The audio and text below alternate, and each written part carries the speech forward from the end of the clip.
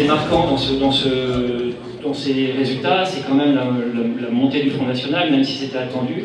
Mais on l'a eu même à Montpellier, alors que jusqu'à l'année dernière, elle était quand même très contenue. Et ça, c'est sûr que ça s'inscrit dans un mouvement national. Et pour combattre le Front National, et je le combats, nous le combattons tous ensemble, il faut pouvoir l'expliquer, il faut pouvoir le comprendre. Je pense qu'une des premières raisons de cette montée du Front National, c'est ce que j'appelle la bascule des grands équilibres. On est effectivement dans un monde où, en termes économiques, on a subi la désindustrialisation massive en faveur des pays en voie de développement.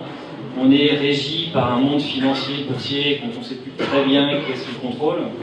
En termes de technologie, on a eu la révolution du numérique qui a changé, et de la télécommunication, qui ont changé les comportements et les rapports humains de manière extrêmement profonde. En termes environnementaux, on voit que plus personne n'ose contester le dérèglement climatique. On ne sait pas très bien jusqu'où ça va mener. On a également une mondialisation effrénée, mais parallèlement à cette mondialisation effrénée, on a aussi un retour des identités, des minorités identitaires et culturelles et religieuses. Et on a même au plus proche de nous, c'est-à-dire au noyau de la famille, des modèles qui sont extrêmement diversifiés, avec une évolution, l'avortement, les divorces, les naissances sur mariage, le mariage homosexuel, et bientôt les progrès de la biologie moléculaire qui va encore apporter des changements fondamentaux. Donc ces changements, on est loin, on voit qu'on est loin de la vie en rose, on est loin de la vie en Kodak. Et le deuxième facteur qui explique la montée du Front National, c'est quand même la difficulté du monde politique à apporter des réponses crédibles à ces enjeux majeurs, et surtout, je dirais, le désaveu des partis politiques qui s'occupent plus certainement de leur pérennité et de leur maintien au pouvoir, plutôt que d'apporter des réponses, je dirais, adéquates face aux enjeux.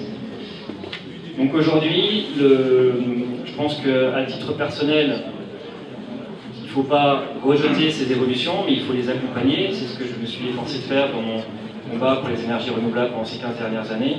Et c'est ce que collectivement nous faisons à travers la liste de Philippe Sorel, qui tient compte de cette diversité, cette complexité en fait, du monde actuel à travers sa liste.